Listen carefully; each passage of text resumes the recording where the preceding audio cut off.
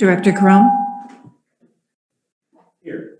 Director Keefe, Director Nasser, Here. Director Witherell, Here. Chairperson Smant. Here. The next item on the agenda is approve the meeting agenda, including the proposed consent and other agenda items and any additions or deletions. I'll make the motion. Do you want to recall, do you want a roll call vote? Well, you keep telling me we have to do a roll call.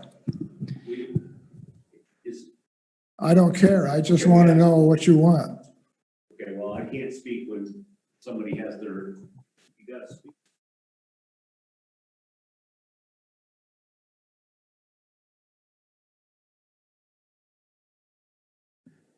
We don't need a roll call vote unless there's somebody remote. So no one's remote, everyone's in the room, so we don't need roll call votes unless somebody wants a roll call vote, right? Okay, all in favor of approving the meeting agenda, say aye. Aye. Opposed? We're now up to the auditor's presentation.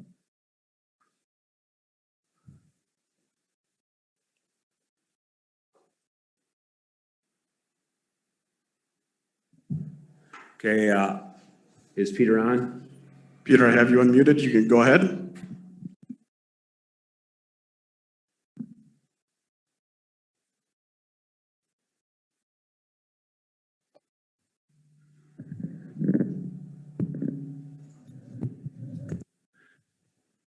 Peter, are you on?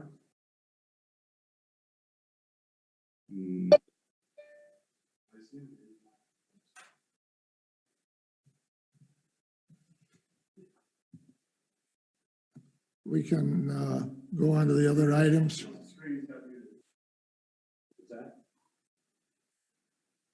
Why don't we move on to,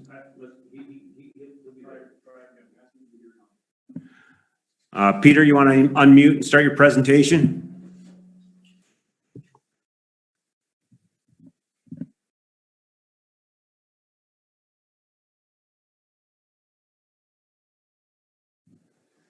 Peter, we can't hear you. You got to unmute your mic.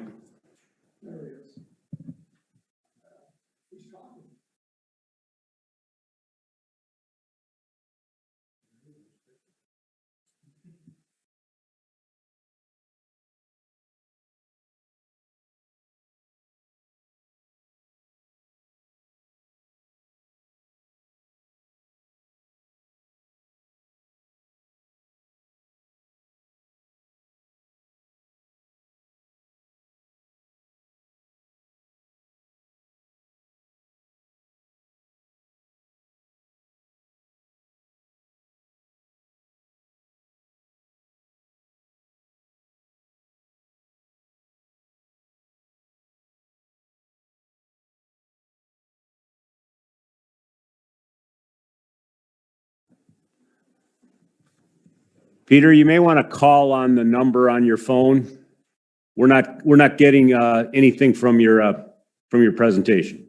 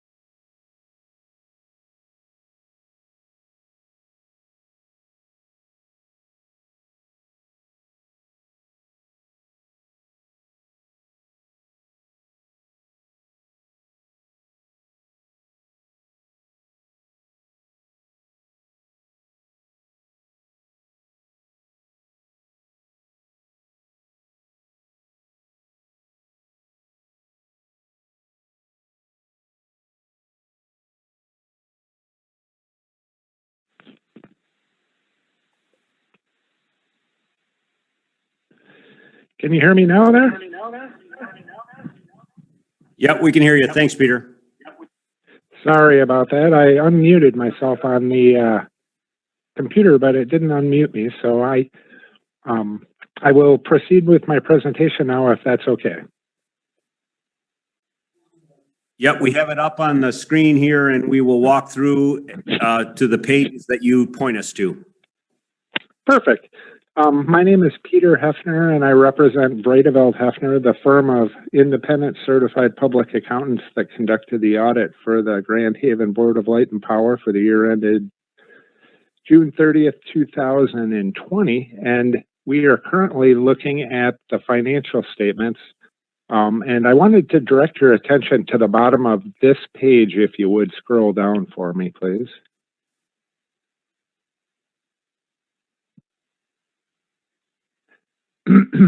This is our communications to the board in regards to auditing standards, and it talks about our responsibilities and your responsibilities as far as management. And it talks about significant estimates. It talks about disagreements with management. It talks about if we had any difficulties. And what I would like to point out in regards to the letter itself is that I would refer to it as a boilerplate letter from the perspective of we didn't bring anything to your attention that isn't just directly out of the standards. We talk about the estimates included in the financial statements.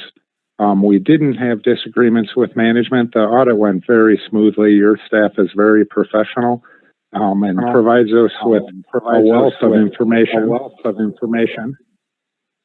And so this letter, I would just read through the letter, and I can go through each of the sections, but there's generally we would put in this letter if there were opportunities to improve your system of internal controls, and we didn't identify any.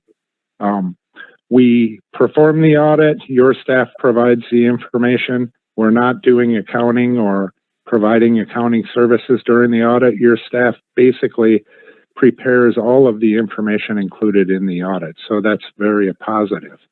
Can we go to the financial statements themselves?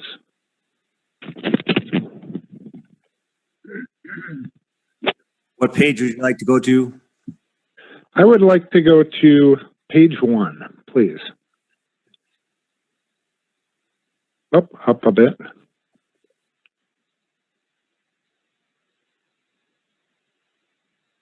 And I appreciate the opportunity to be here remotely today.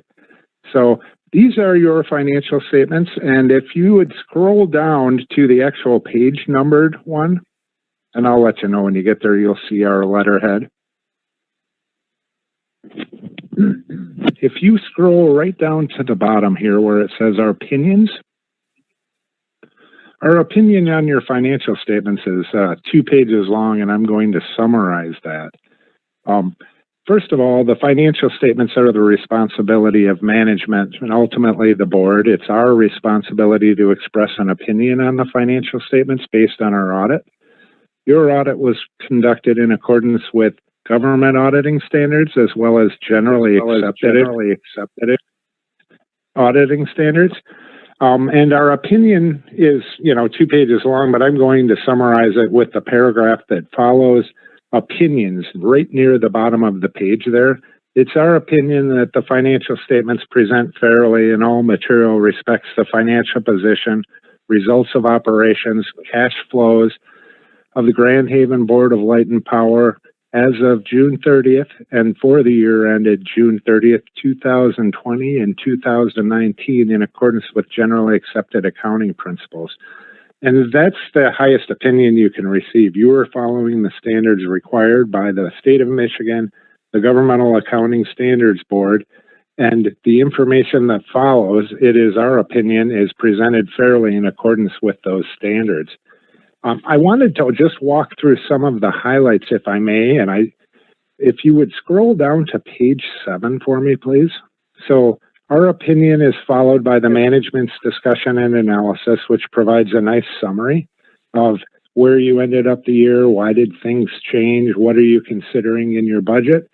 I'm going to take you right to the financial statements. And so here is your statement of net position. And I just wanted to point out the big changes this year. If you take a look 4 lines down on the asset section, you will see that there is a zero balance in 2020 and a $4.4 million balance in 2019 for your inventory. So all of the inventory was utilized. It primarily was coal and fuel, diesel fuel. And so that reduction in inventory, result of closing your plant and burning the fuel and disposing of it. And that, if you had a break-even bottom line, would have added approximately $4.4 million to your cash and cash equivalents. So if you look at the top line here, you'll see you ended the year with $22 million in cash and cash equivalents, $16 million in the previous year. You can see a direct correlation between the inventory declining and the cash going up. Also, if you scroll down the page here, you will see approximately midway down, there are right above the total asset classification, you can see that your total non-current assets increased from the prior year by approximately $5 million. That's the result of the intensive improvements or capital investment within your system. So your capital assets have increased over 2019 by about $5 million. A lot of activity with improvements in your infrastructure and the system. And also, as we scroll down the page to the long-term liabilities, you will see that your net pension liability increased from $4.9 million to $7.5 million. And that increase is primarily the result of changes in the actuarial assumptions at the Michigan Employee Retirement System. They have reduced their assumed discount rate and their rate of return on investments.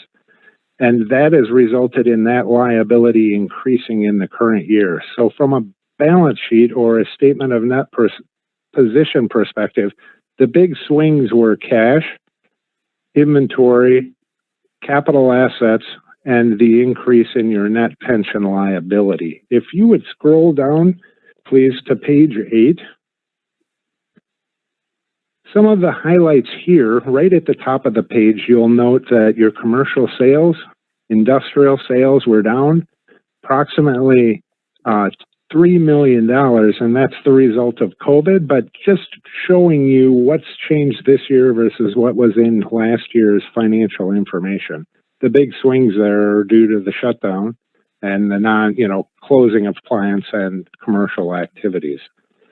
From an expense perspective, if you take a look down under the non-operating revenues and expense category, you'll see that there is a line referred to as asset retirement expense.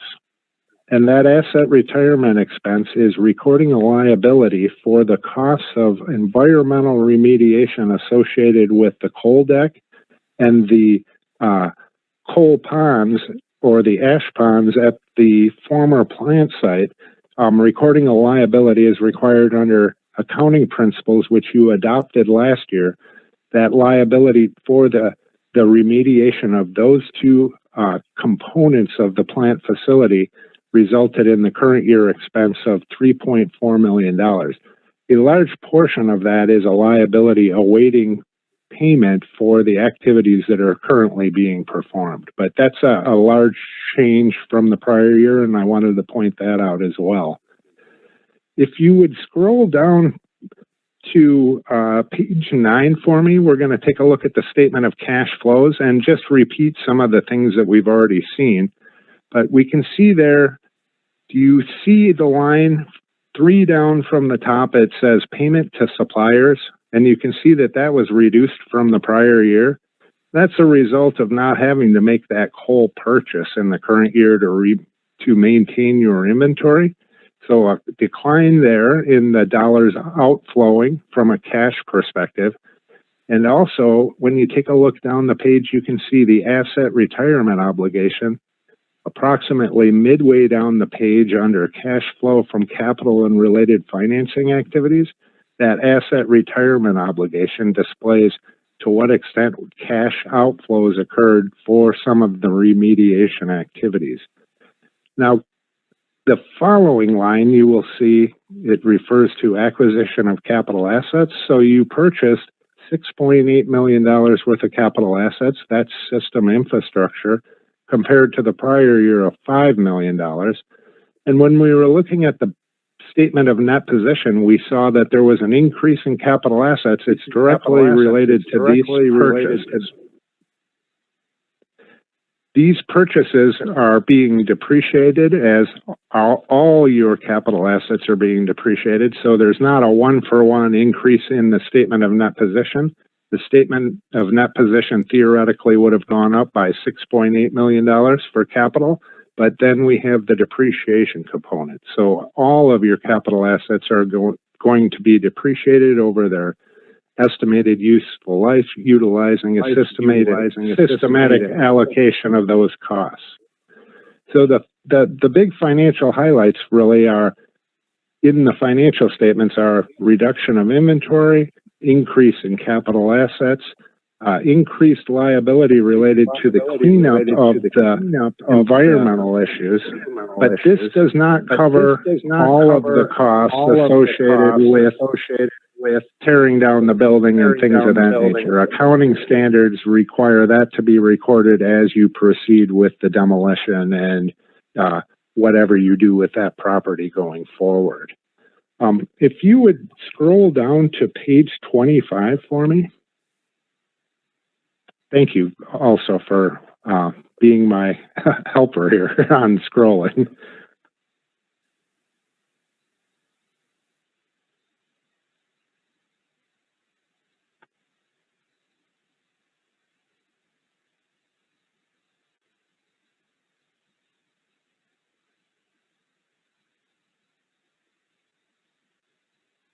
I just wanted to point out here is a historical perspective of the entire liability associated with the city's post-retirement or defined benefit MERS plan. And if you take a look in 2019, you will see on the fifth line down, you'll see that change in assumptions. In 2015, the change in assumptions increased the liability by $4.4 million. 2019, it increased the liability by $4 million.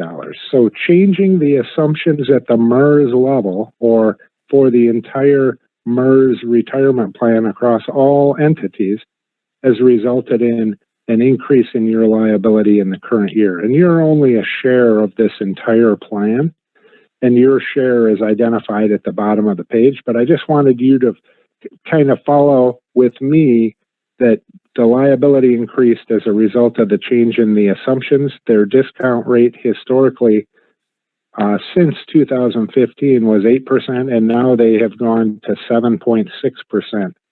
discount rate, meaning they use that 7.6% to get a present value of what they think they're going to pay people out.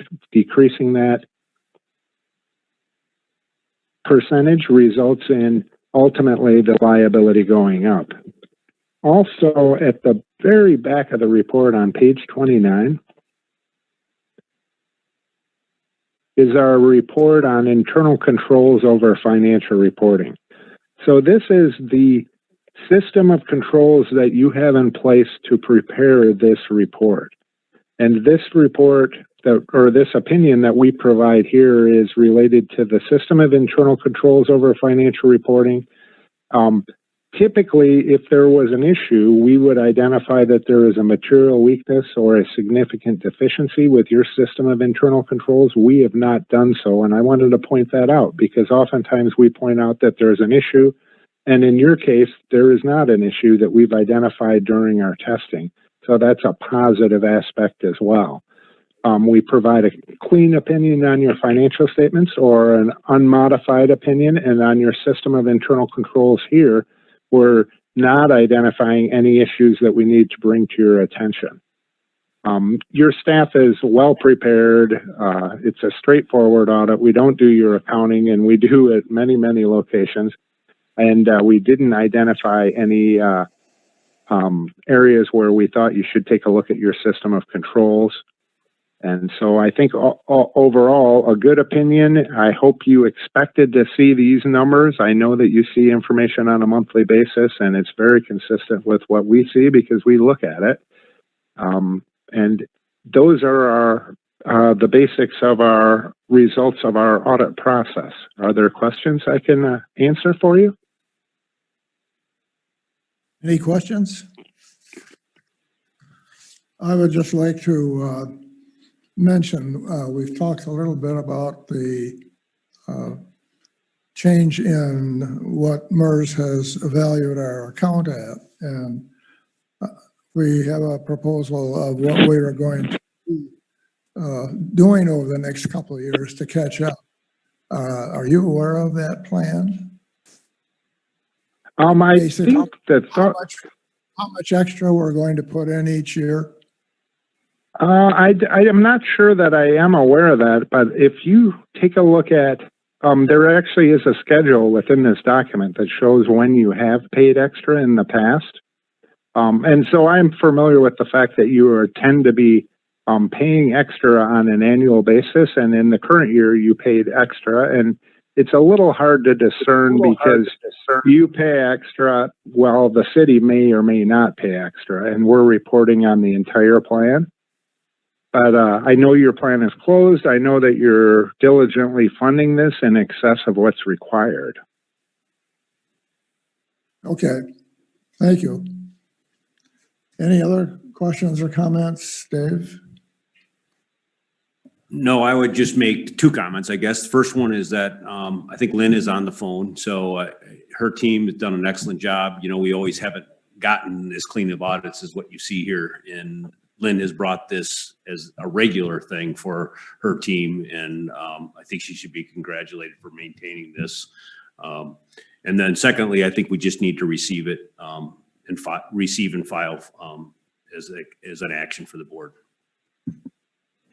Okay, hearing no other comments or questions, Dave did indicate we should have a motion, receive it as an action report. Comments or questions? All in favor say aye. Aye. Aye. Opposed? Thank you, Peter. That was a very good report. Sorry for the attempts in the beginning that didn't work out, but we'll look forward to seeing you next year. Thank you, sir, and I appreciate the opportunity to work for you. Very good. Thanks, Peter. Next item on the agenda is consent agenda. What is your pleasure? I'll make a motion. Comments or questions? I have a couple of questions. Go ahead. On the minutes. Just a couple of suggestions for the board to consider. On page 7 of the minutes, at the end of the second paragraph, I think we did mention in there, in fact, Dave, it might have been you that mentioned that it takes 4 of the 5 council members to sell the property, and that probably ought to be in this paragraph. I put it on the last sentence, city council, who must also approve of the sale. I added by 4 of 5 council members may have a, it's just somebody reading this, it would be appropriate for them to know that that was passed on at that meeting. Any objection to that from Any anybody? objection? Well, so make the change. Okay. Also down at the end of that same page, next, I guess you'd say the third to the end paragraph, starting the general manager cautioned the board.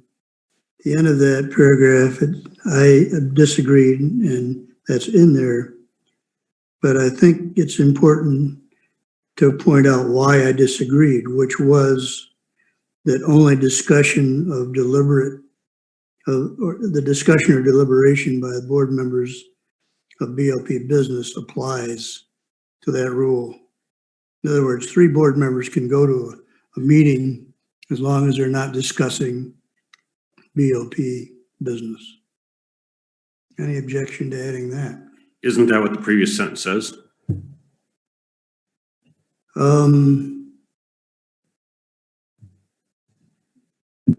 It doesn't say what deliberations or discussions, Dave.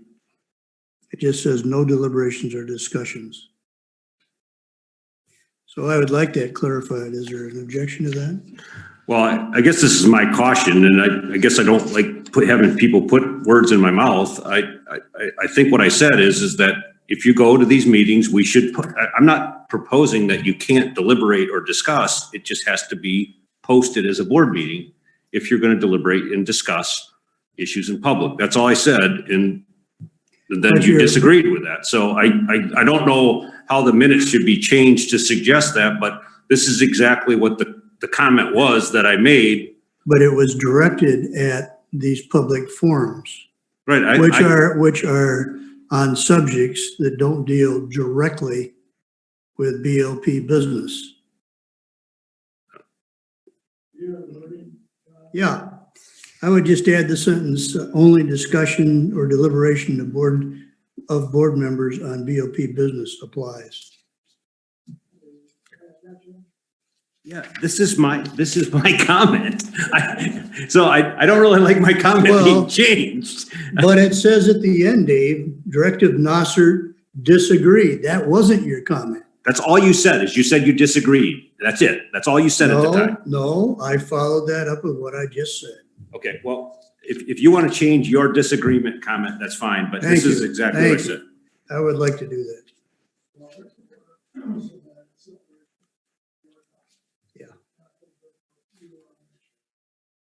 So whatever you want to propose. Just the sentence I just read. Okay. Only discussion or, this is Nasser saying this, okay? Only discussion or deliberation of board members on BOP business applies.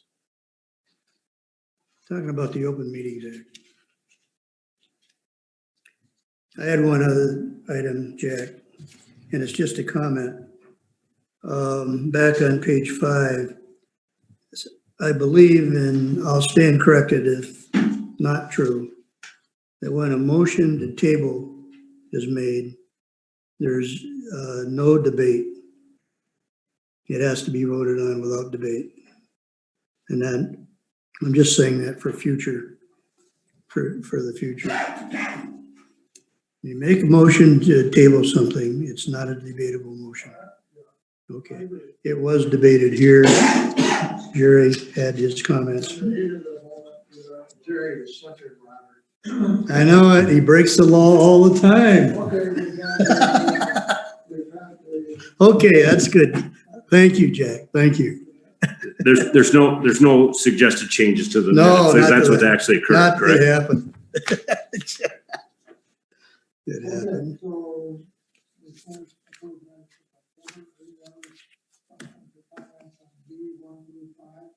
So the motion would be to approve the minutes, Jerry, as amended? Yes. We move it all in the consent agenda. So it's just, if you approve the consent agenda, you approve. I believe we have a motion. But the changes in the minutes would Are part of that. be approved. By approving the consent agenda, you are approving the minutes with the changes that we just discussed. Aye.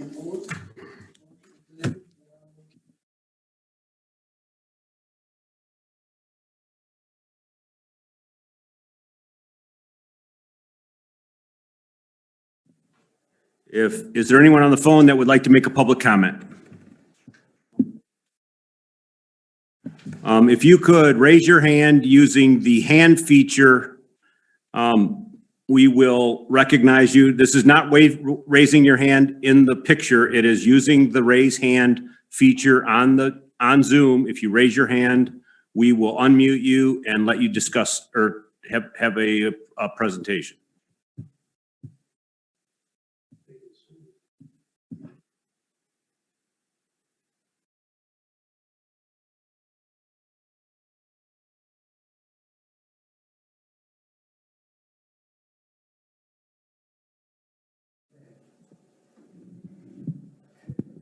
Was your speaker on?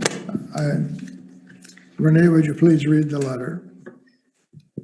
Okay, we have a letter to the Board of Directors, which has been placed on your tables from the Utility Workers Union of America, Local 582.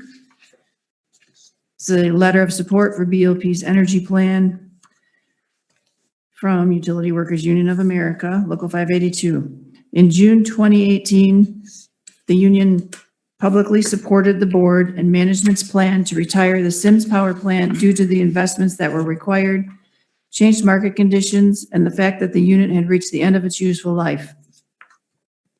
We understood that in a constantly evolving energy market, changes needed to be made for the BLP and the city of Grand Haven to be successful in the future.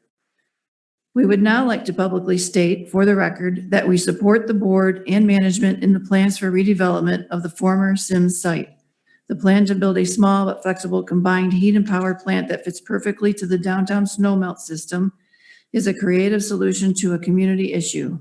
If the utility heats the facility and becomes a snowmelt customer on this site, then they should be commended by thinking outside the box to keep the snowmelt costs sustainable into the future. We know that any plans proposed would not be recommended unless they were economically justifiable and in the long-term best interest of our electric utility ratepayers.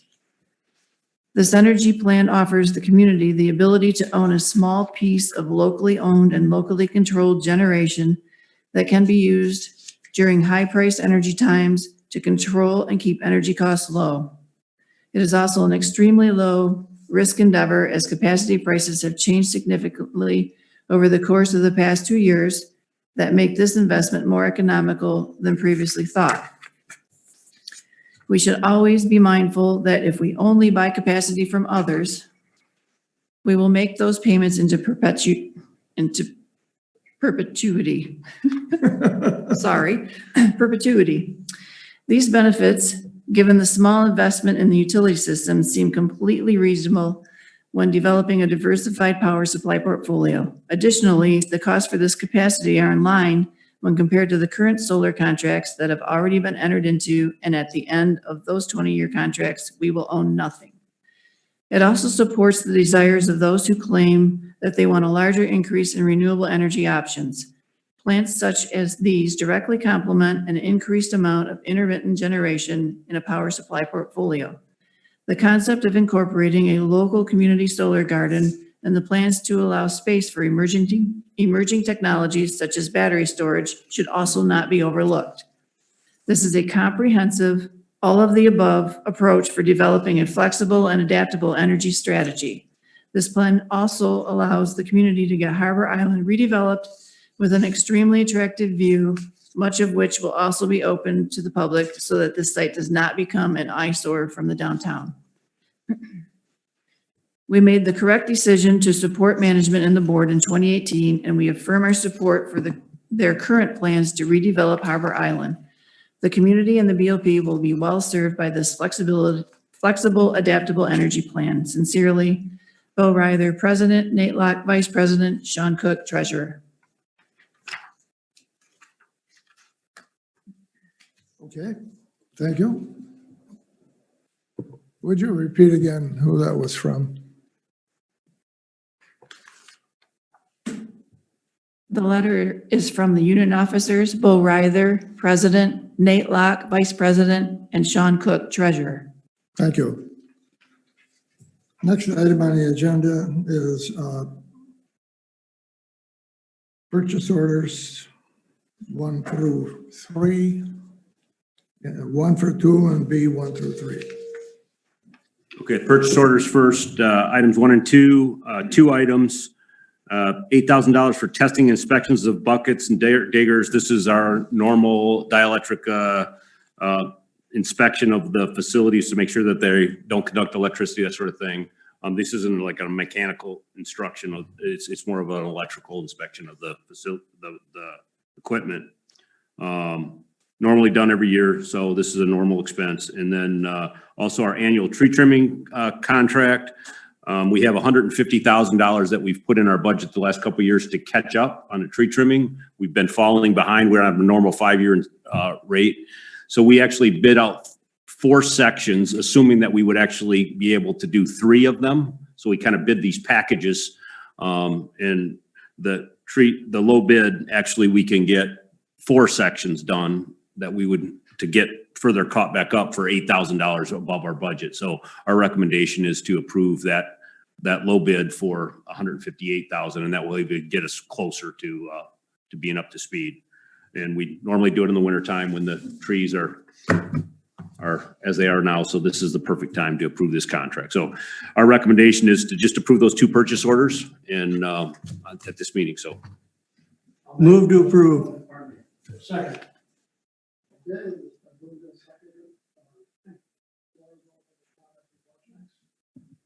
You're so sweet.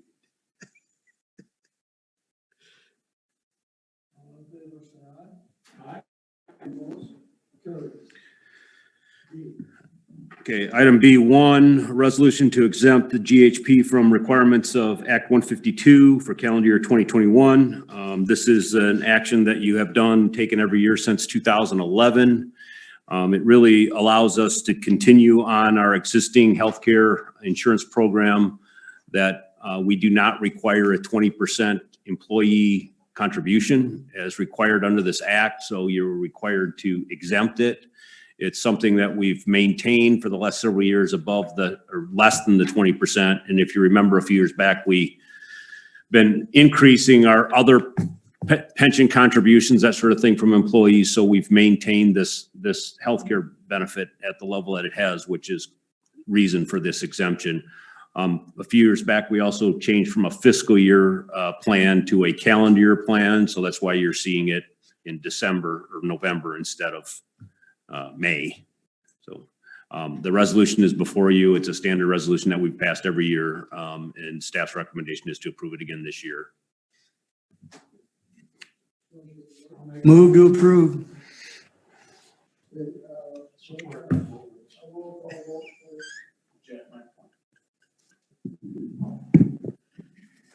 A roll call vote, please. Director Crum, Yes. Director Keefe, Director Noster, Yes.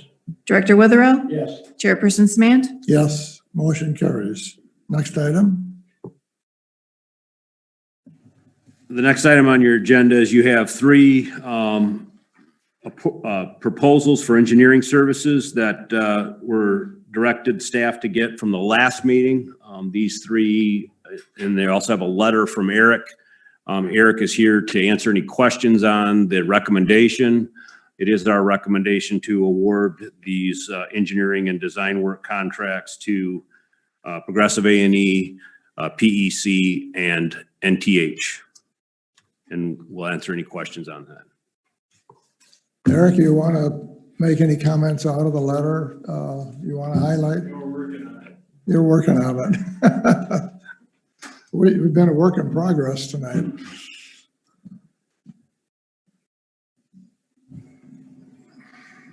So real quick, just before I get into this, I wanted to give you guys a quick update. We commissioned the snow melt system on Wednesday. So that thing is up and fully operational. And obviously we shut everything off because we're in a fairly nice fall season right now. But Northern Boiler was the contractor who did the installation of the boilers, piping, pumps, expansion tanks, air dirt separator. Beist was our electrical equipment contractor, and Grand Valley Automation did the controls, and these guys all did a fantastic job. Everything turned out really well. Our own electrician, Doc Zudema, worked directly with Beist, did a lot of work in that facility himself, so he was a great asset to have. But I saved the best for last, which was Adam McConnell, who was the project manager. He did a fantastic job from start to finish. And so we all owe him an attaboy for the work and the hours and the effort that he put in. And it wasn't an easy project. And he saw it through and just did an outstanding job. We're very, very lucky to have that guy on staff. So just wanted to give you a heads up on the 3 proposals. Couple comments I'd like to make before we get into the details. For those that didn't get a chance to listen to Dave's presentation of the council on Monday, my understanding is he's going to go over some of that financial information tonight. But that's really vital information as we move forward to this next project, because what it directly shows is the results of our planning efforts that we've made to date are right on target. This utility is going down the right path. And so why is that important as we start talking about these proposals? This strategic plan that we've been following for the past 5 years, and the results you'll see once Dave goes through his financial information, clearly are going to demonstrate that we are following a good plan and that we are still proceeding down that path. As we uncovered details and got into the weeds on the 36 megawatt project that we started down, and it became apparent that that wasn't going to be a good move for this community or this utility or for our ratepayers, we met with concerned stakeholders that were worried about what the effects could be to the downtown snowmelt system. And we said, hold on, just give us time. We're not going to leave anybody out in the cold. And there's just a little bit of pun intended. We're going to make sure that whatever we do, and we still believe there's a solution here, but it's got to be the right solution for the electric utility first. And then any ancillary benefits to the community will just be icing on the cake. But we do think there's a solution. Just like what we did for the snowmelt system. We didn't go with the first plan. We didn't like it. We said, let's hold on. Let's neck this thing down and see if there's a better fit for this community. This project that we're recommending and that we're moving forward with, as much as we preach about energy optimization as a utility, and we provide all sorts of benefits to our customers to go to LEDs, use their energy efficiently, this is a perfect example of practicing what we preach. Instead of just burning gas and all it's doing is heating 3 city blocks, now that gas that gets burnt is actually going to have some megawatt hours associated with it. This small combined heat and power facility is truly an energy optimization project that the utility can defend and justify. And if that adds to the sustainability of the downtown snowmelt system, well, that's just gravy. That's icing on the cake. And so we can justify this project in spades to our electric customers, and we're going to have to over the next 4 months. But as you look at where we've done, what we've done in the past 5 years under Dave's leadership, there should be a lot of comfort that we are moving this thing in the right direction and that we're never going to do something that isn't in the best interest of this community, the electric ratepayers, or the utility. So with that, I did summarize the 3 proposals, and here's why. The air permitting is going to take a while, and that is not a timeline that we control. It's also not a big expense either, though. It's a pretty small project. It's fairly easy to do. It's just Eagle with COVID. They're working from home. Nothing's going to move quickly on that front. But we are closing a Title V source, so getting an air permit on this site is not going to be a problem. It's just going to take time to get through it. As you can see from the deadlines from the Progressive and the PEC side, you are still going to have a couple months once that portion of the engineering is done to deliberate and decide on if you want to continue moving forward or if we've identified any fatal flaws. We haven't to date, so everything indicates that this thing is going to go. So we've really got 3 groups of people as we talk about the public.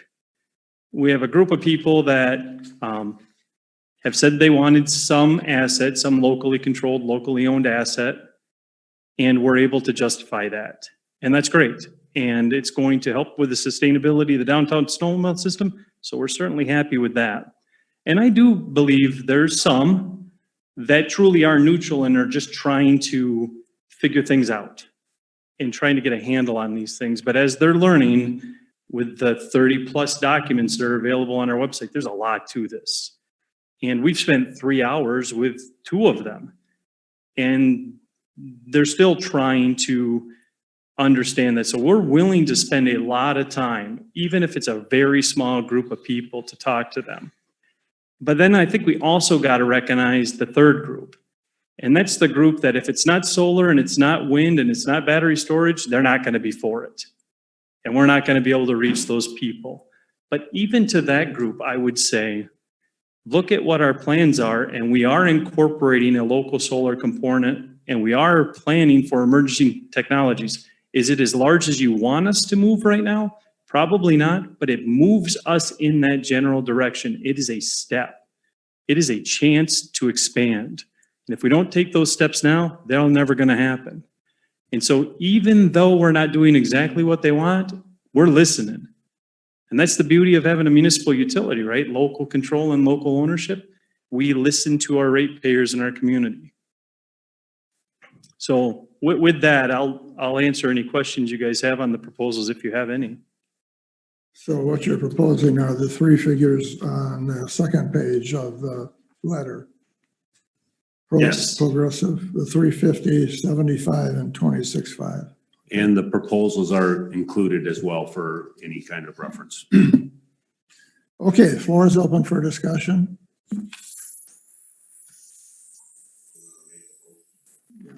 I'll make a motion. Okay.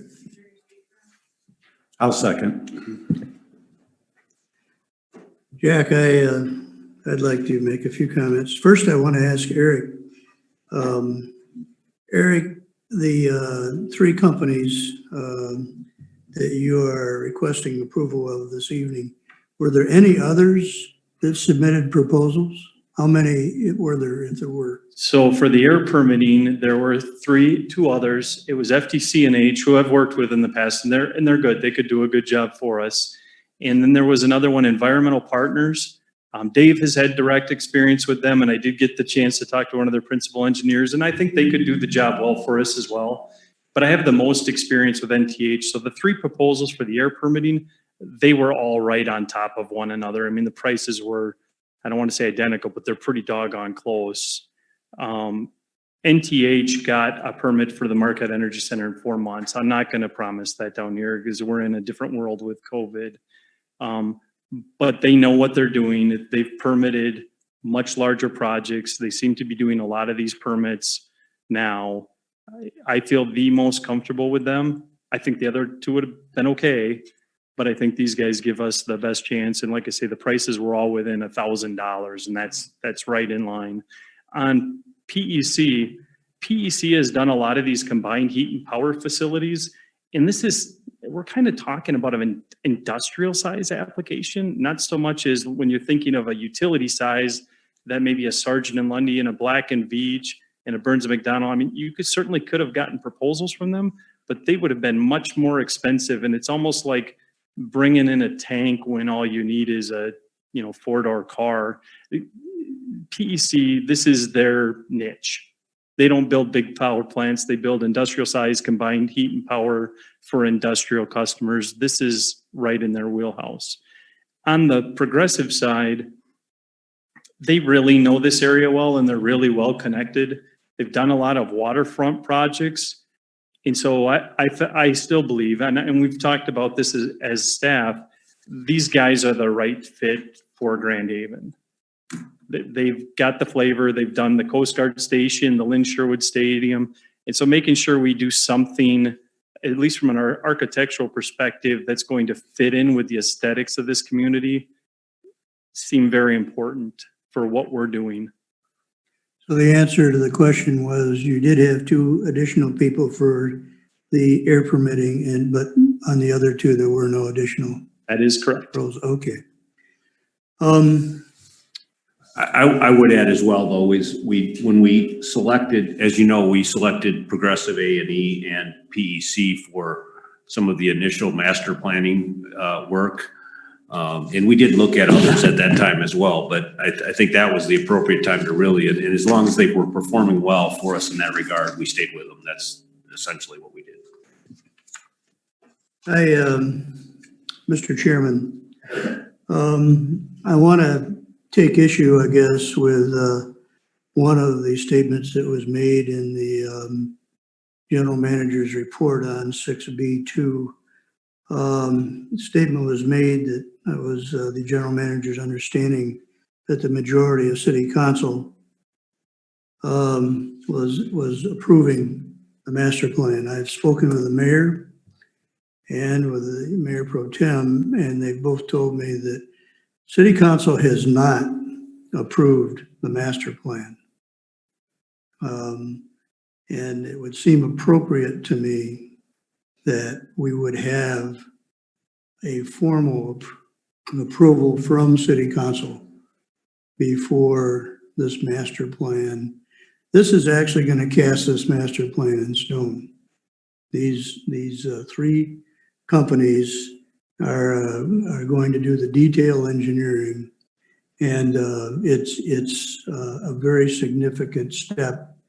I see it as almost impossible once that is done to consider any other options other than what's on the table right now. So it concerns me that city council has not been asked for their opinion or their formal approval. They also told me when I talked to them that they have not only not approved it, but they have not considered the community's opinion about it or tried to find out yet what that opinion is. So that's one thing. As everybody knows, I have not been in favor of proceeding without more input from the community because there are a number of issues, in my opinion, and in the opinion of others, that need to be resolved first. Whether we buy it or produce it locally, city council is on record as saying that they wanted us, the Board of Light and Power, to create a facility that would have the capability of providing, would have the capacity, let me put it that way, capacity is a word, of providing a majority of the power needed. This plan does not do that, and they have not rescinded that requirement. And I think that needs to be resolved. The reason they said that back in, I think it was 2018, was because it was their opinion that the public wanted a majority of, at least the ability, the capacity to produce a majority of our power. And that's why they said that. We haven't reviewed as a board the pros and cons of the other options. This all started with several reports by outside consultants telling us that we ought to use gas. And other than it being financially the best way to go, there really was no other justification given for it. No consideration of the environment or the availability. The suitability of the island has not been addressed by Progressive AE. And it needs to be addressed, and the public wants it addressed, in my opinion. There's also the question of, should we have backup? And I know, there are people in this room that think that we'll never have the grid go down, or the odds of it going down are 0.001%. But that is not necessarily the findings of the federal government. For those reasons, I'm opposed to proceeding any further with this without hitting the pause button and resolving these issues, and they can be resolved. The other thing that bothers me about this, there was some discussion a little bit earlier about this letter that was received from one of our major users who objects to the plan. They don't want us to proceed with it. And they're one of our major consumers of electricity. Unfortunately, I had to get this letter from somebody else, even though it was addressed to board members, which is unfortunate. It seems to me that when information like this comes in, we all ought to receive it. He's talking about the shape letter. A shaped letter. Really. I got one. I got the one shape distribution, I guess. I didn't get it from you. I'm just saying this letter was written on I've been October gone. 21st. Huh? I've been gone. I opened the letter 2 days ago. Well, then it's Dave responsible. He doesn't get my letters. Huh? He doesn't get my letters. I don't want to get off, hey, I don't want to get off the subject here, fellas. That's what I'm talking about. The issue here is, Why didn't we get a copy of it? Why did they have to come from regular source? I mean, I'm thankful Shape. I'm thankful that Shape put us on the distribution. Otherwise, we wouldn't have got this. yeah. But the issue is, You it's didn't get our, one? it's our You can have a major. copy of it. I'll get a copy for you. It's one of, if not the largest, one of the largest consumers of our energy, and they're not in favor of this plan. That's checking too. They're not in favor of proceeding. In fact, this should be read into the minutes, just like all the rest of the public letters that have come in to us. Anyway, let me wrap up, okay? Point is there's too many unresolved issues here. And so I can't support this, and I would encourage the board to push the pause button until we get these issues resolved. Thank you. Well, I can tell you this is not the only one, because I got a call this week from another industrial customer who wants me to come in next week. The group is visiting them. May I speak? Go ahead. First of all, let's address the resolution that occurred some years ago. I spoke with the city today, asked them if they felt that it was important to change that resolution. And according to the city manager, he said he would talk with the council, but he didn't think so. I am getting more and more disturbed about this board aligning itself with a small group of people who have been given every bit of information that we have. They didn't like the message and they don't like the messenger. Folks, I got to tell you something. John, this is not city council. This is a totally different business, run a totally different way. And my memory tells me that you joined this board and said you wanted to change the culture. And I want to tell you, I've never understood what that meant, and I still don't. As far as I'm concerned, either you're on this board or you're not on this board, and you're in an outside entity which has been given every possible information. And I will be very provoked as one board member that we push the pause button. We can't do that. Thank you. Since he used my name, Hold it. he used my name.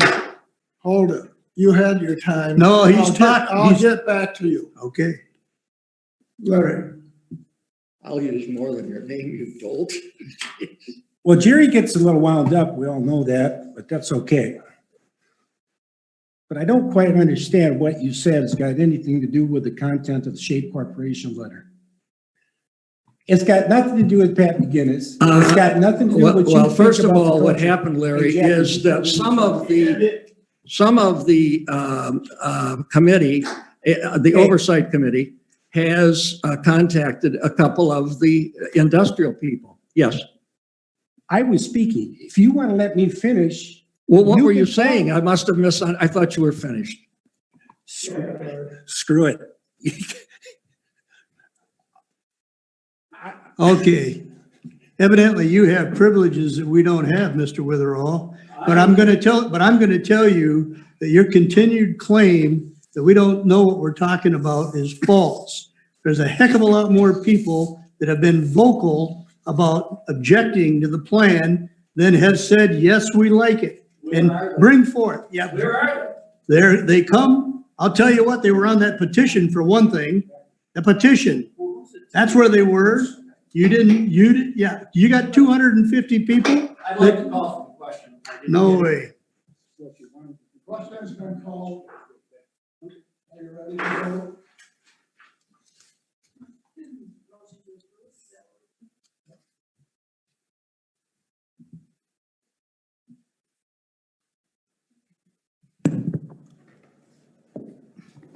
Director Crum? The question is on the motion. Yep. Roll call vote. Director Crum? Yes. Director Keefe? No. Director Noster? No. Director Witherell? Yes. Chairperson Smant? Yes. Passed. Financial review. You turn. I'll get it. Chair, can I just address the letter for just a minute? The letter's brought up. I really wasn't intending to address this letter. There is actually an article in the paper today. Apparently, the Tribune ran an article on this letter as well. I just want to tell you a little bit about the interactions that we have with our largest customers. We regularly meet with our largest customers. We have met with SHAPE every year for the last 5 years. We have given them all the information. When we received this letter, I received a copy of the letter, and Jack received a copy of the letter, and the mayor received a copy of the letter. I was also asked to address the matters in the letter to the chamber board, who has an individual from SHAPE on their board. There is significant misinformation in the letter.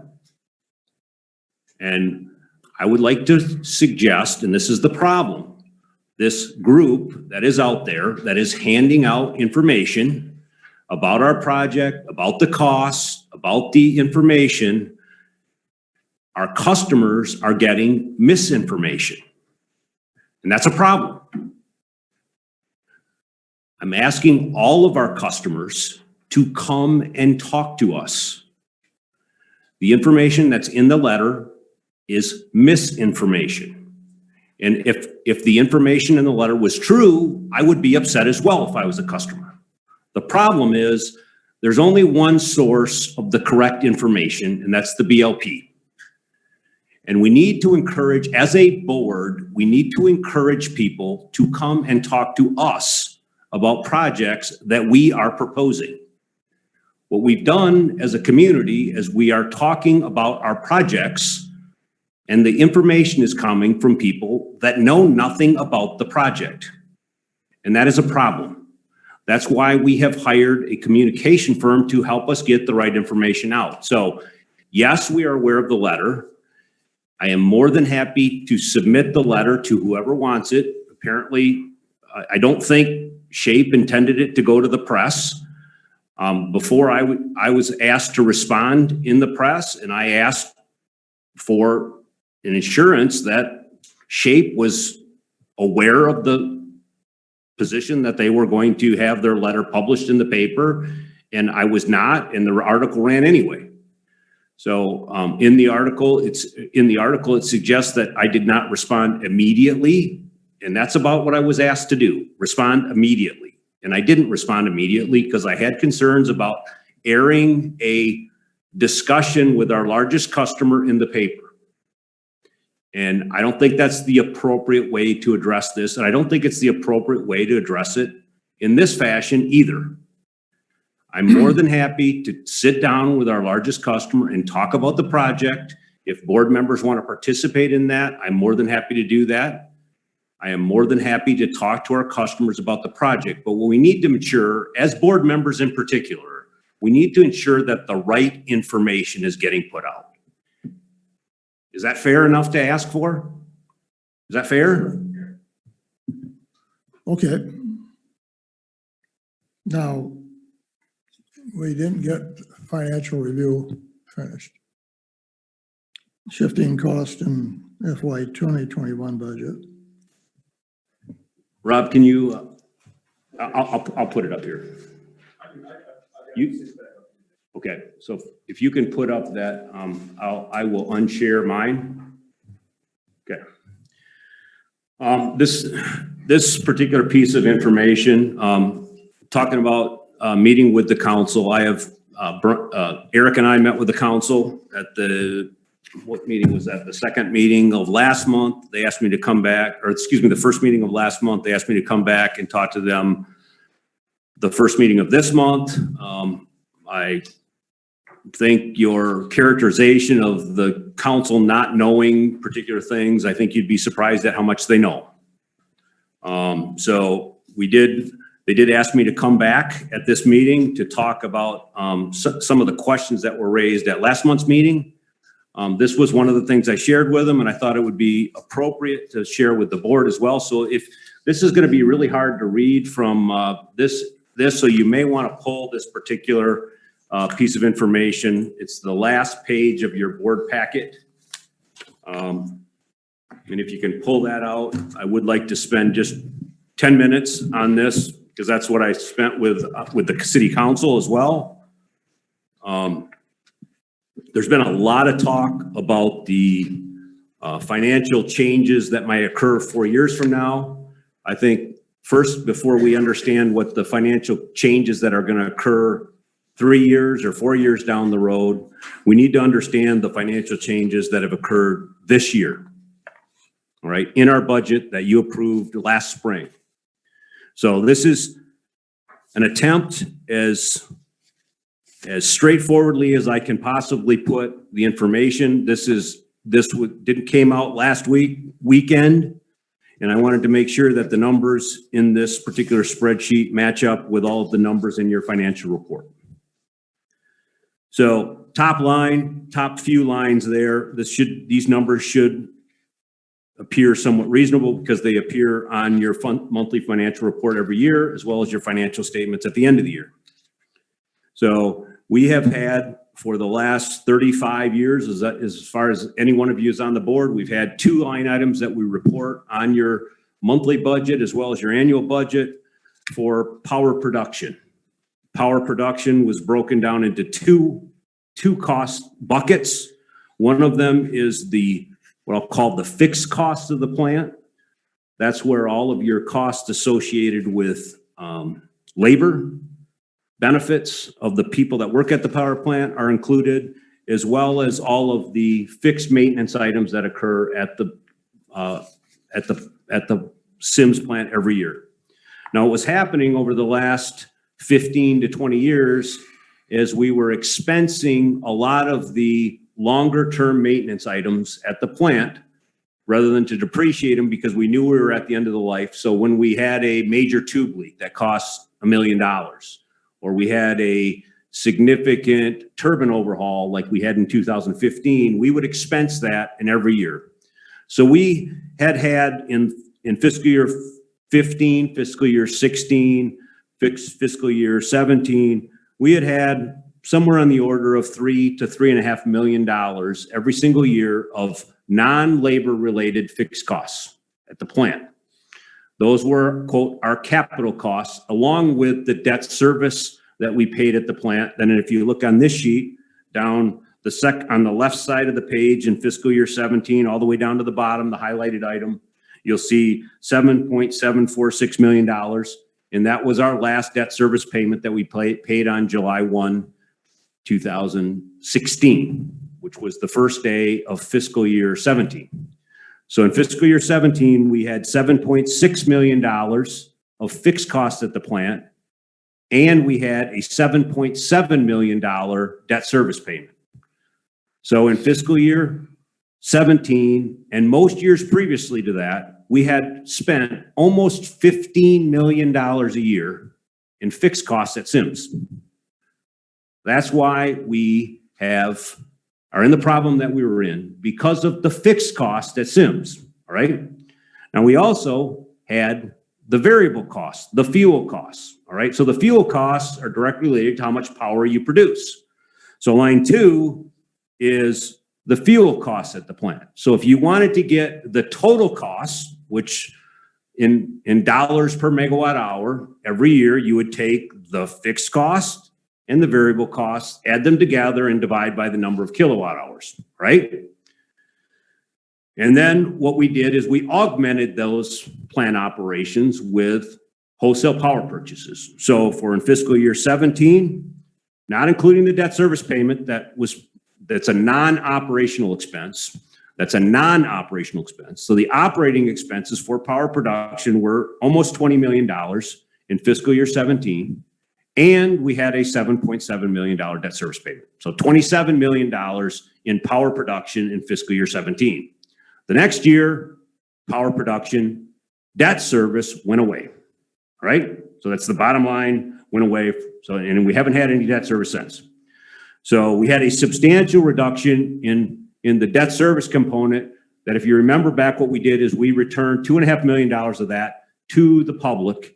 And we said the other $5 million, we were going to start building our cash reserves that at the time were required to be $18 million, and we were at $13 million, right? So look down at the bottom of the page, $13 million end of year cash. We were below the cash requirements, so we did not pass a fiscal cash policy at the time because we were below the recommendations for the cost of service study that we had done, all right? So, but if you take that $19 million of operating expense and divide by the 308,000 megawatt hours that we had at the plant, you get a 64.18 operating expense cost per megawatt hour of generation, all right?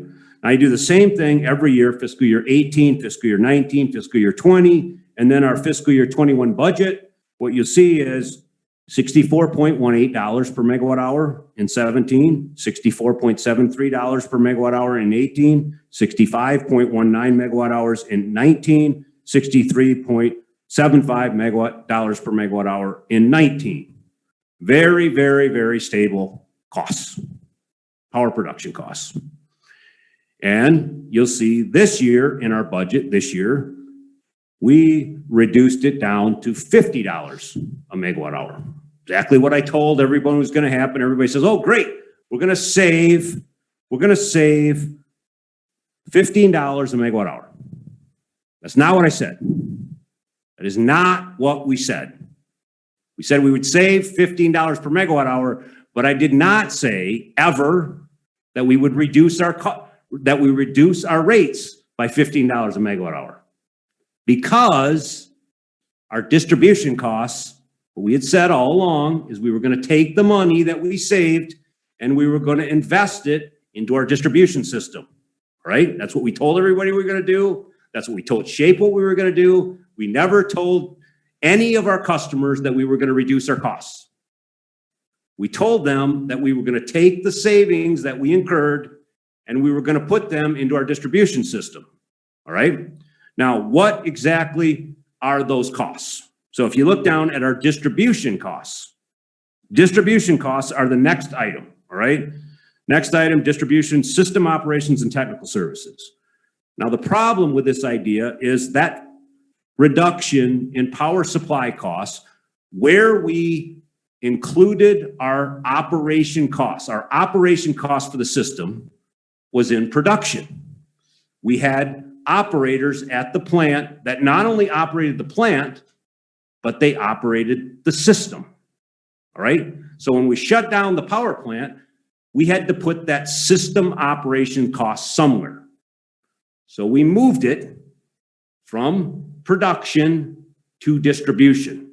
That was part of the increased cost of distribution because we still need 24/7 operators to operate, to answer the phone during off hours. We still need people, not as many people as we needed to run the plant, but we still need to fund the operational component of our system. So if you look at that $7.6 million that we reduced, about $4 million of that became operational expense in the distribution utility, So they see that highlighted portion there, $7.7 million, $4 million of that went down to distribution, all right? Now, that $4 million also includes the technical services department that we've taken out of the distribution maintenance department. So the distribution maintenance department is below it. You say, well, wait a minute, why did the distribution maintenance department stay at 2.6 million when you took out the expenses associated with the technical services department that's now in the $4 million that we shifted around, all right? The reason for that is because some of those operators went into your line department and they are now being trained as linemen because next year we're having, and this year we had several linemen retire. So we have beefed up the distribution expenses with new linemen from the power plant that are now getting apprentices so that when they retire next year, that we will reduce those costs. Same thing in the metering department. We're putting people in the metering department from the power plant. So right now, our distribution costs are inflated because of the fact that we have taken some substantial amount of people and we've put them into the distribution department. But if you look this year at our distribution and production costs and divide by the kilowatt hours that we produced, look what happened. You take the distribution and the power supply costs and divide by the megawatt hours, $75 in 2017, $76 in 2018, $75 in 2020, $77 in 2021, 20, and for next year's budget, $74.66 a megawatt hour. There is been no reduction in our costs. Even though we saved these costs over here, we had increased costs over here. And that's why our budget does not show a rate increase. It does not show a decrease in expenses. It shows a shifting of costs from one category to another category. Exactly what we expected to happen and budgeted for and planned for the last 5 years. There is nothing that should surprise anybody in this budget. There should be nothing that surprises our customers. There should be nothing that surprises the board. We did not plan on a rate decrease this year. Even though our power supply costs were going down, we did not plan for a rate decrease. We had told everyone that our costs were going to stay the same. All right, so all of this stuff going around town saying our costs are going up, our costs are going down, or they're doing this, they're doing that. None of that information is coming from our budgets. None of it is coming from our cost estimates. None of it is coming from our project forward pricing. None of it is coming from that. It's all consistent with the information that we've had before. Now, what's going to happen next year and the year after and the year after and the year after? What we've said is through this transition, our costs are not going to change. So when our costs for the first portion of the project came through and they were at $100 million, what did we say? We're not going to do that. We're not going to do that project because our costs are going to go up and our rates cannot be held stable. So we went back to the drawing board and we came back with another project that we can do without changing our costs, without raising our rates, without changing our power supply costs. Our costs that we're doing with the modified project are 100% entirely consistent with what our costs were from the previous project within our power supply plan. Our costs are exactly where we thought they were going to be. What we did is we reduced the cost in the size of the plant. We reduced those costs. Yes, our purchase costs went up because we're not building as much. Purchase costs went up. Power supply costs in total stayed the same. All of our other costs stayed the same.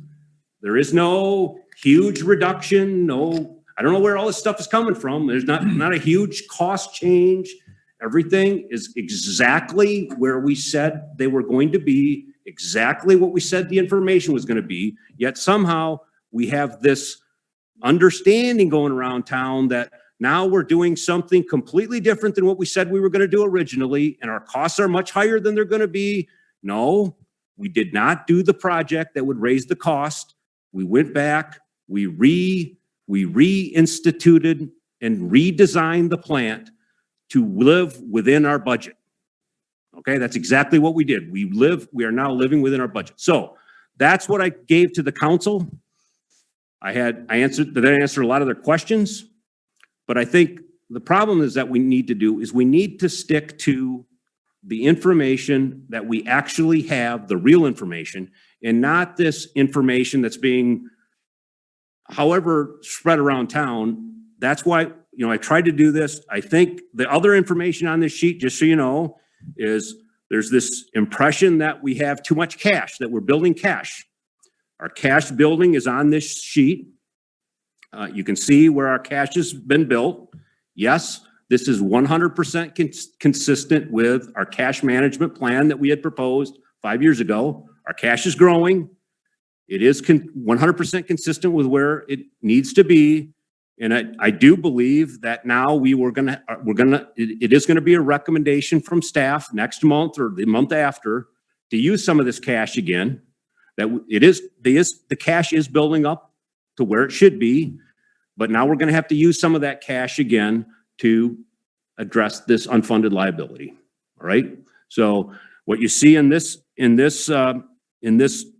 fiscal year 2021 plan for cash is that cash should settle around $25 million, which is exactly where we said we wanted it to be to go to the bond market. That will allow for a $4 million transfer to our unfunded liabilities to bring those unfunded liabilities down to where we wanted them to be 4 years ago when we originally made the transaction. So all of that's prudent cash management policy. Everything is consistent with what we had said they were going to be. And that's what I wanted to do. And I'm more than happy to answer any questions on it. But that's the information that I shared with council, because these were the discussion that I had last month at the time. And I think what council wanted to hear is that the project that we're giving can be done within the budget parameters and the effects on rates that we told them originally that we were going to do. Dave, I have one question. It's not directly on this, but could you enlighten us as to, for planning purposes, what you would use for per kilowatt, I'm sorry, per megawatt for the purchase of capacity? Okay, so purchase capacity. I'm talking about for planning. I know it varies. Right, for planning. So we have now purchased forward 4 years. All right. So the 4 year, and what MPPA does to help us with that is they actually look out and establish kind of a forward price curve for capacity and energy. All right. So what they do is they project where they think it's going to be for both capacity and energy. They establish a curve, and then they evaluate projects based on that capacity and energy price that they projected forward. Right? What are we using?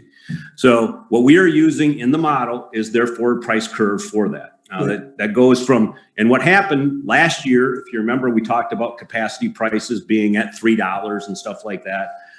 What happened last year at the auction is the price went up. So they are currently in the process of revising those cost estimates consistent with the changes that were occurred last year and our prices that we're buying out 4 years now. The forward price curve for 4 years out is in that $480, $490 a megawatt hour range. $4? $4 a kilowatt month, excuse me, $4 a kilowatt month. So how do I compare that to our cost for a project? So if you take our project and you take the installation cost, let's say the project is at 13, and this is a pretty good number for our existing project, $1,300, $1,350 a kilowatt install. All right. Now you have to finance that over a given period of time. So you take that kilowatt charge, that the installation charge, and you amortize it over 20 years, 25 years. Depending on what you amortize it over, you're going to get a debt service component on that installation cost. And if you look at our net present value of that revenue stream of $17 million, it's about, I think it's running right now at $6.50 or something like that a kilowatt month on average over that life of that That's for plant. the project? Yeah. What is it again?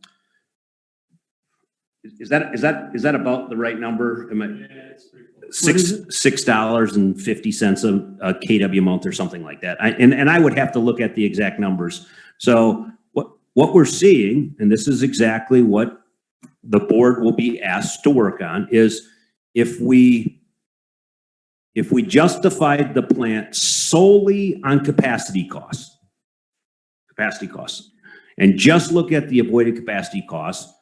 The installed costs of a new plant are on the high end of the projections for MPPA that they have right now for their forward price curve, right? So if they're saying that the costs are $4.80 now and they escalate that at some fashion out 20 years, they can come up with an average price, let's say at $5.50 or $5.80 or whatever the number comes out to be.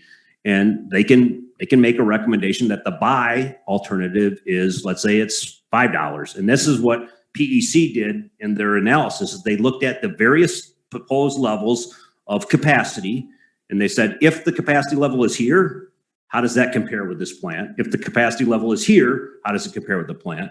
And what they said is a break-even point. It's like in the low sixes or the high fives, depending on if you buy 4 units or 5 units, and you can look at that study. So what they're doing is they're comparing the buy to the rent, all right?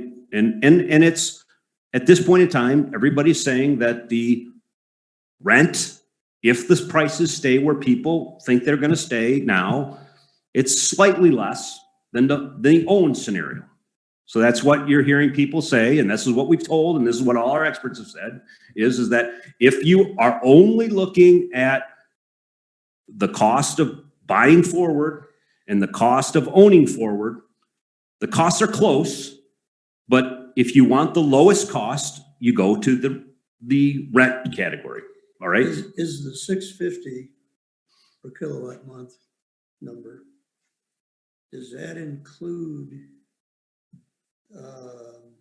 the interest Yes. in the bond? Yes. For the bonding, and does it include the cost for the building to enclose the generators and the utilities that would be needed for it? Does it include? Yes. All of it? All that. And if you look at what MISO does as a comparison, you've heard me use this term before, but what MISO does is they cap the annual auction at what they call cone, all right? So cone is the cost of a new entry, all right? The cheapest cost that MISO sees of capacity in the marketplace is a 250 megawatt simple cycle combustion turbine. So what MISO does, and actually an individual called the Independent Market Monitor determines what that cone cost is in every region within MISO. And they use the cost of money for a merchant plant. They use the cost installation cost. And last year, the cost of new entry was $7.83 a kilowatt month. So our cost of this plant is less than cone. And it's less than the clearing price that the auction ran at this spring. So the question is does the capacity cost going forward stay at cone? If it stays at cone, What's it done historically?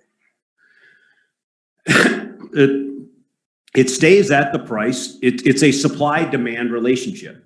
Yeah. All right. So as long as there is adequate supply, particularly in the auction, the people that bring the auction is a supplemental auction. Most people don't buy and transact at that because that's the last minute transaction.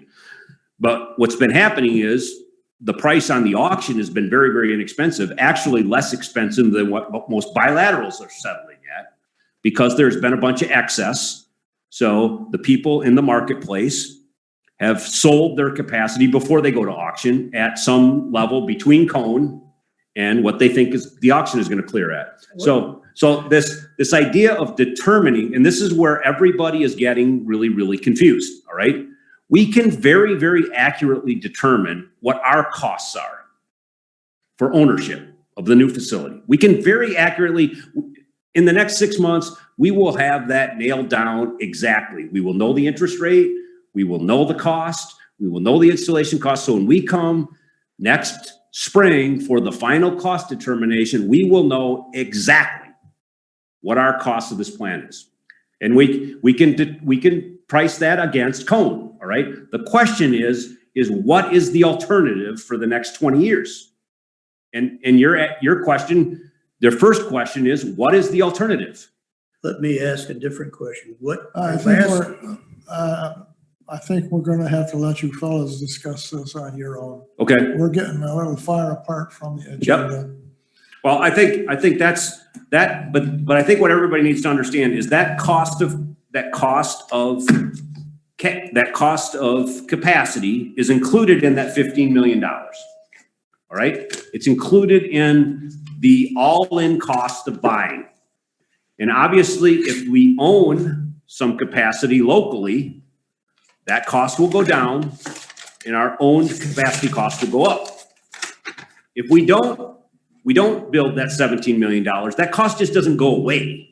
It doesn't just go and evaporate and we don't have that cost. It goes into that $15 million. So what you're trying to do is, and what we're saying, and what I think everybody has to realize is we believe that given the benefits of the project and the capacity costs and other benefits that we receive off that unit, that it does make financial sense. Okay, let's move on to number 3. Number 7, other business.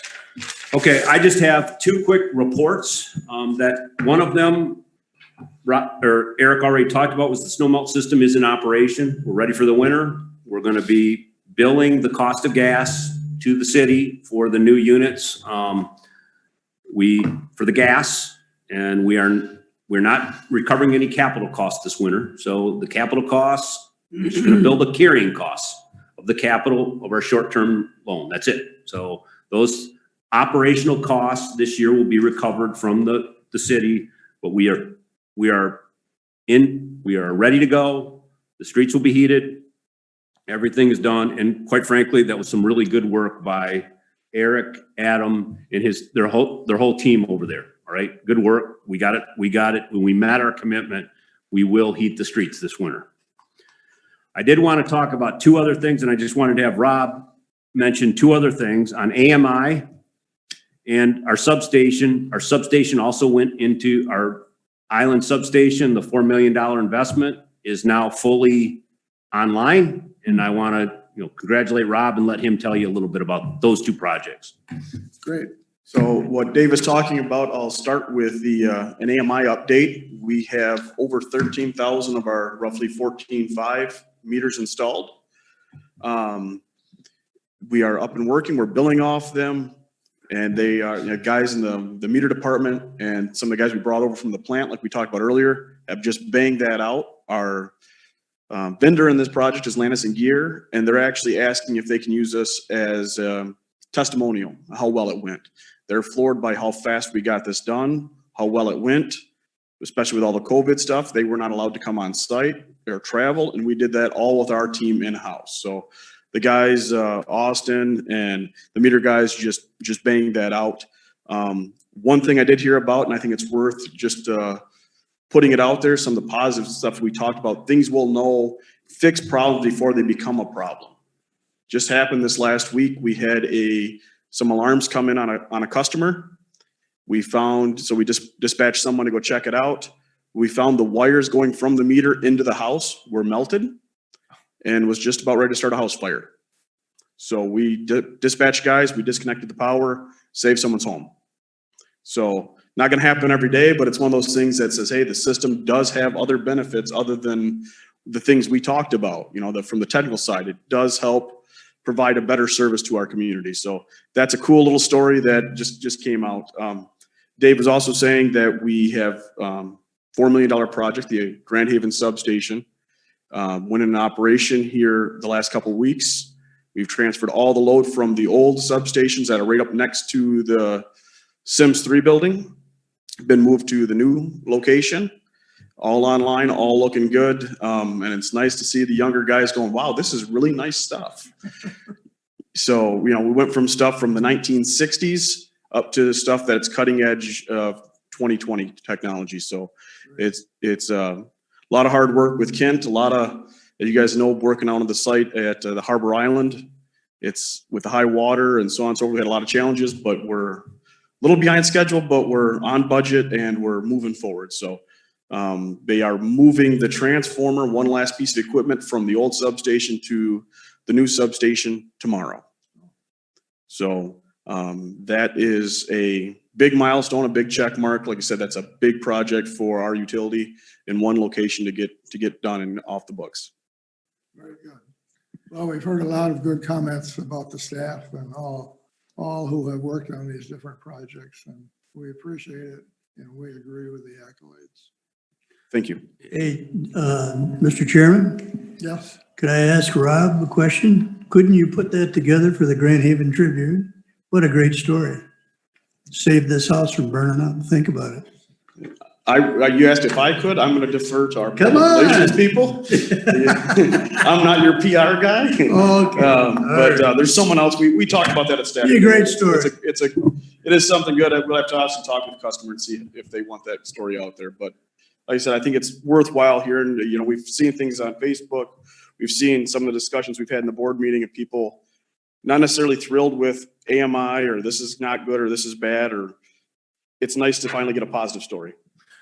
So that brings us just a prelim to next week's meeting. If everybody remembers, we got one meeting next week because we're meeting early so that we can go deer hunting, we can go wherever else later this month. So we normally meet second week of November, regular meeting, 4 o'clock next week. Couple things, the agenda will be fairly light, hopefully.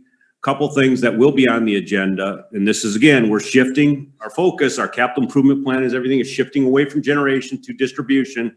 One of the things that's in our capital improvement plan is a new transformer next year at Ossipoff. It's a huge investment. Yeah. And so that transformer will cost about $900,000. So at next week's meeting, we have before you a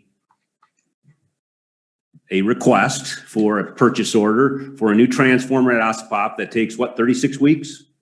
36 weeks. So that will be on the agenda. We also have our next 2400 volt conversion project that will be around First Street downtown. That's about $650,000. But the labor portion contract will be on your budget next week. So some big distribution type projects for next year.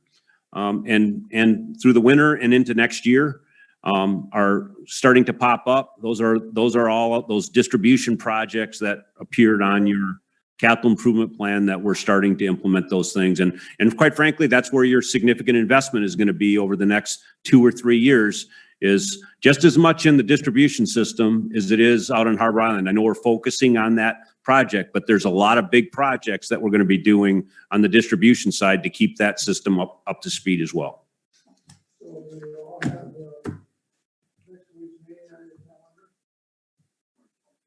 Jack, I'd like to know what the plan is for December. Are we going to continue with 2 meetings?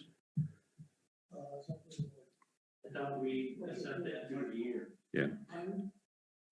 Do we need 2 meetings in December is my question. I was going to propose, and I was going to do this next week, and that's up to you, but one of the things that we did have an individual on the call last week that from MPPA, Pat Boland. I think it would be a good thing to have Pat Boland come here and answer your questions about power purchasing and MPPA's role in that, what their thoughts are on various things. I think he actually came to the Grand Haven Energy Group last week. I would think that would be, if we kind of keep that first meeting of December somewhat clear as more of a work session and have MPPA come, if I can. I haven't asked him yet, but I'm hopeful that he'd come. I would like to use that first meeting in December for that purpose as more of a work study. And then if we had some, minor other items that we could put on the agenda to approve any kind of work orders or anything, or purchase orders or something like that, we would add that as well. But for the most part, we dedicate that first meeting in December for that purpose, if that's the will of the board. And because I think we did approve of the meetings through the end of the year, and then we can talk at the second meeting in December, whether we do it in January. But in January, we do have Hometown Connections coming in the day before your January regular meeting for our strategic planning session. So you might want to look at your calendar for January and just make sure that that day before the board meeting, if you have a problem, we need to know about it sooner rather than later. The day before the January meeting, Jack's going to be gone, but he's going to conference in, and we're going to have that morning of the Wednesday morning before our Thursday board meeting, a 4 hour or so meeting with our strategic planning group. Jack, can I clarify this? First of all, then for December, we are going to meet on the first Thursday and the third Thursday. And the first Thursday is at 7 o'clock in the evening, and the third Thursday is at 4 o'clock in the evening. Is that correct? Correct. Okay, and then in January, since we don't know whether we're going to have 2 meetings or not, you're talking about the meeting the third Thursday, Yep, reserving some time on Wednesday before that meeting correct. in the morning or afternoon, Dave? What'd you say? Morning. 4 hours in the morning?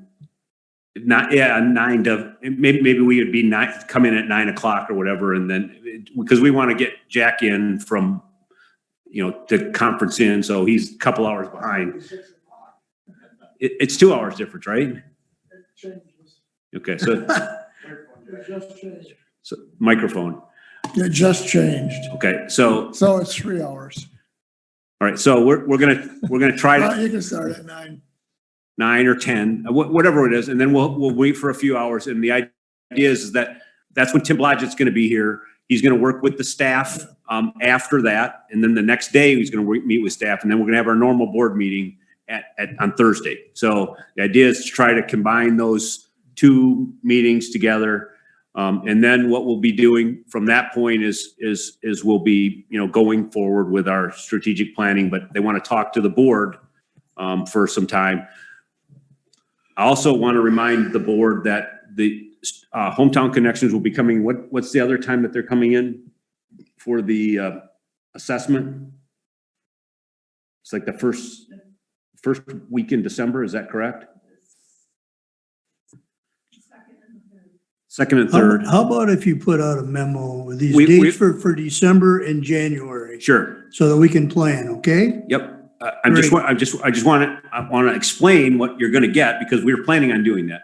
But Hometown Connections is coming in and performing the business assessment or the organizational checkup that they had. We had a kickoff meeting this week, and part of that is they're going to want to talk to some board members. All right, if they can get in touch with you during that period of time, because they want to hear your comments. So if there's, we will try to get 2 or 3 board members who's ever available during that time to meet with Hometown Connections and they'll probably ask you some governance questions about governance of the organization, because that's primarily what they will ask you about, is the governance.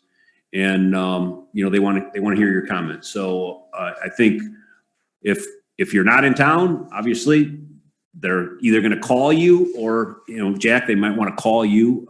But I'll give you those dates. They probably don't need you to come in. If you don't want to come in, if you want to come in and talk to them, that's probably going to be open to you as well. But they're going to be here for 2 days in early December. So we'll give you those dates too. Yep. Anything further?